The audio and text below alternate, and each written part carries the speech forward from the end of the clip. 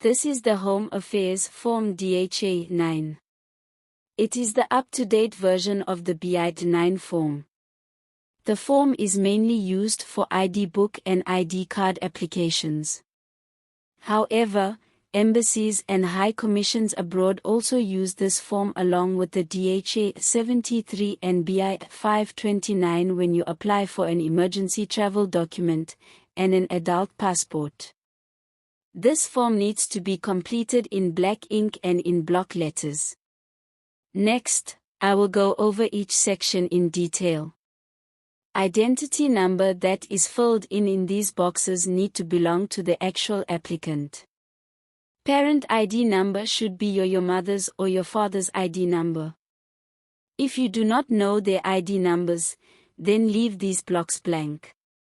Surname should be the surname you are known as according to Home Affairs Population Register. If you are female and have been married and/or divorced, then fill in the surname you wish to be known as. Please note any surname amendments which are not the result of marriage or divorce must be approved by Home Affairs. Maiden name is self-explanatory. Forenames is also self-explanatory. Please ensure you write them in the correct chronological order. If you have changed your forenames and it was approved by Home Affairs, then you would write your new forenames. Date of birth is self-explanatory. Gender is also self-explanatory. Country of birth should match your South African birth certificate or passport.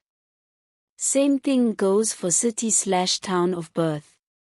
Contact number should be either your mobile number or landline. If the boxes are too few, then you may go over the boxes. If you are applying at a mission abroad, you do not need to add the country code. Email address is self-explanatory.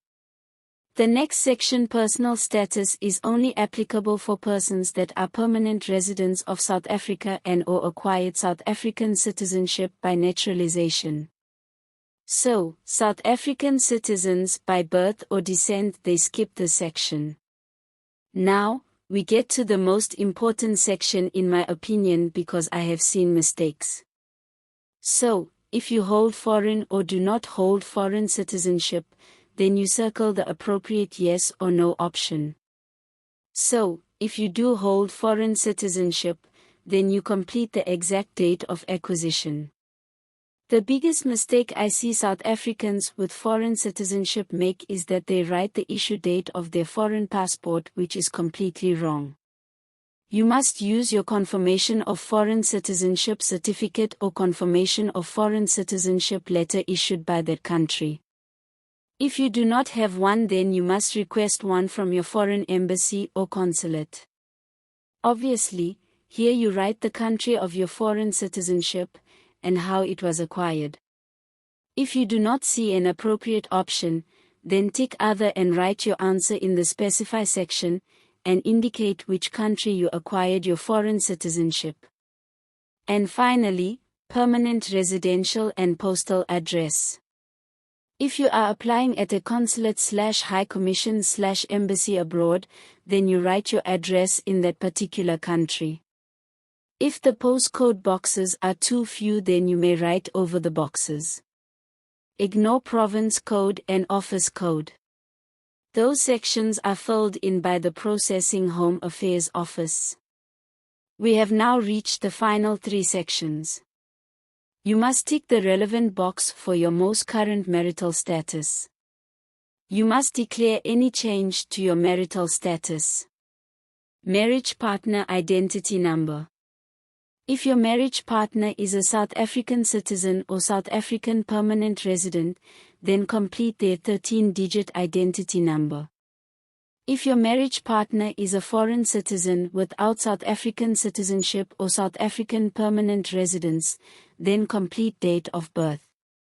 Forenames are self-explanatory. Maiden name should only be completed if your marriage partner is a female. Basically, it is the surname your wife held when unmarried. Date of marriage is self-explanatory. City/town where marriage is also self-explanatory. Reference book/ID card number is your 13-digit identity number. TBVC identity number refers to the identity numbers issued to the citizens of the old apartheid-era homelands Transkei, Bophuthatswana, Venda, and Ciskei. Date of application is the date you completed and submitted your forms to your nearest Home Affairs office. Signature of applicant is self-explanatory. Remarks: signature of official checking the form and identity number will be completed by the official processing your forms.